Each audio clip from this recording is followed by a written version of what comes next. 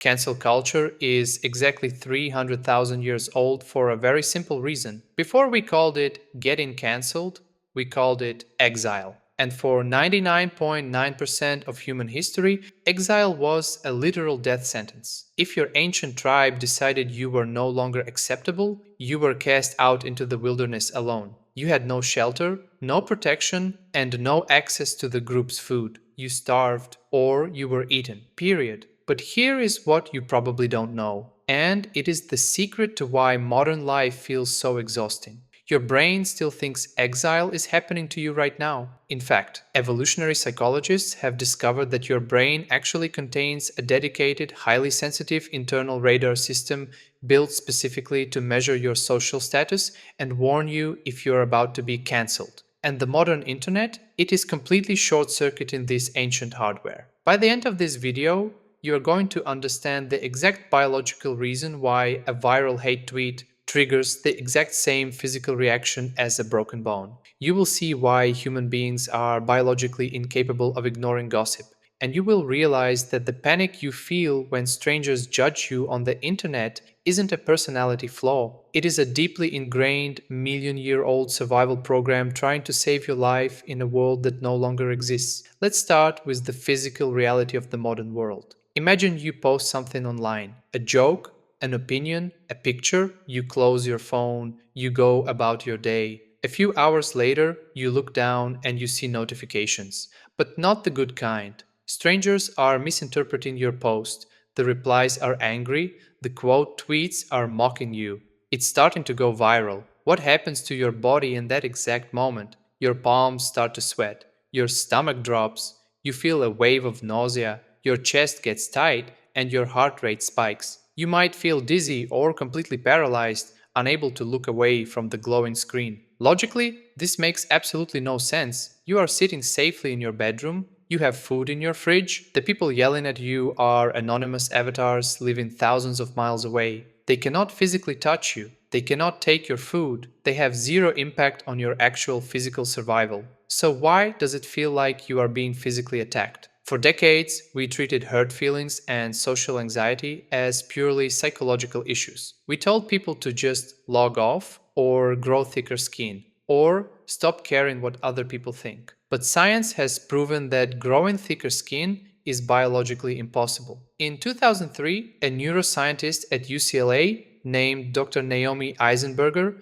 conducted a groundbreaking study that completely changed our understanding of human society. She took a group of volunteers, put them inside an fMRI brain scanner, and had them play a simple virtual game of catch on a screen with two other players. What the volunteers didn't know was that the other two players were actually computer programs. Halfway through the game, the computer programs were rigged to suddenly stop throwing the ball to the human volunteer. They essentially ignored the human. They cancelled them from the game. It was the mildest, most harmless form of social rejection imaginable. But when Dr. Eisenberger looked at the brain scans, the results were shocking. The moment the volunteers were excluded from the game, a very specific part of their brain lit up like a Christmas tree, the dorsal anterior cingulate cortex. Here is why that matters. The dorsal anterior cingulate cortex is the exact same region of the brain that processes severe physical pain. When you break your leg, when you burn your hand on a stove,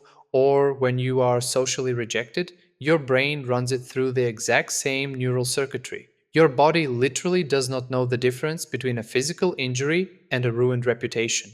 To your ancient brain, social rejection is physical trauma. And from an evolutionary perspective, this is a masterpiece of design. If you rewind the clock 300,000 years, the human species was incredibly weak. We didn't have armor or claws or venom. We couldn't run as fast as a cheetah or fight a bear. Our only evolutionary advantage was cooperation. We survived by forming tribes. In the 1990s, a British anthropologist named Robin Dunbar studied primate brain sizes and discovered something called the Dunbar number. Based on the size of the human neocortex, Dunbar calculated that humans are biologically hardwired to live in social networks of exactly 150 people. For hundreds of thousands of years, that was your entire world. 150 people. Inside that group of 150, reputation was currency. It was the only thing that kept you alive. If you were known as a good hunter, a reliable gatherer, or a fair sharer,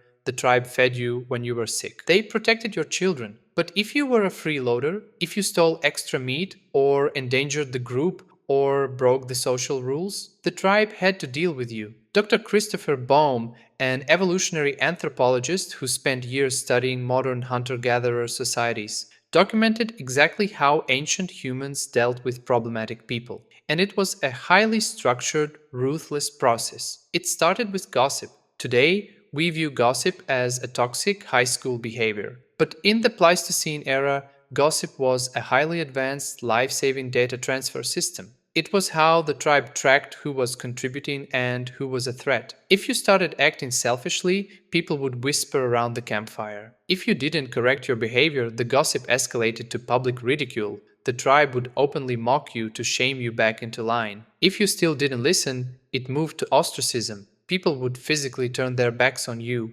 They would refuse to speak to you.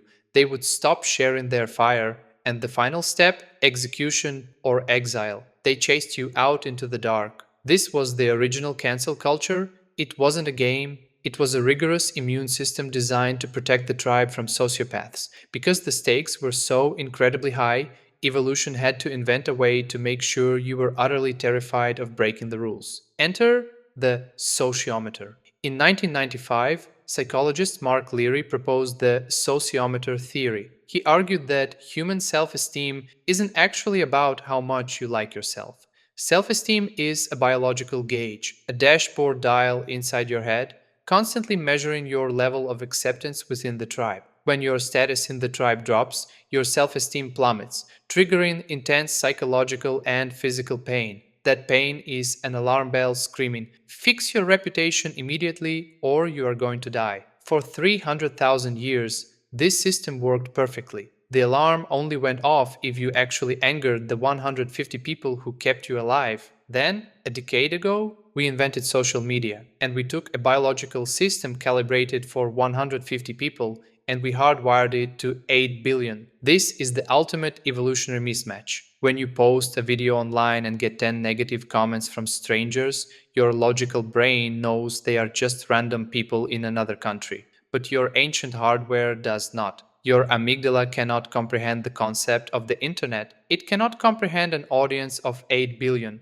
As far as your primal brain is concerned, there are only 150 people in the world. So, when 10,000 people quote tweet you to tell you that you are a terrible person, your biological sociometer doesn't just dip. It completely breaks. Your brain does the math. It assumes that your entire tribe and 66 neighboring tribes have all unanimously decided that you are a threat to human society. Your brain registers this as an unsurvivable, apocalyptic event. It triggers the physical pain circuitry. It dumps adrenaline into your stomach, making you nauseous. It floods your system with cortisol, preparing your body to be chased into the wilderness by angry villagers with spears. You feel like you are going to die because your biology is absolutely certain that you are about to. We live in an era where we are constantly exposed to the judgment of a global village, but we are still operating on the hardware of a local tribe. We are terrified of the opinions of people we will never meet, people who do not control our access to food, water, or shelter. We traded physical exile for digital exile. We built a world where our social circle is infinite, but our biological capacity for rejection has never grown an inch. We are drowning in the opinions of ghosts, and our ancient brains are still packing their bags, preparing to starve in the woods.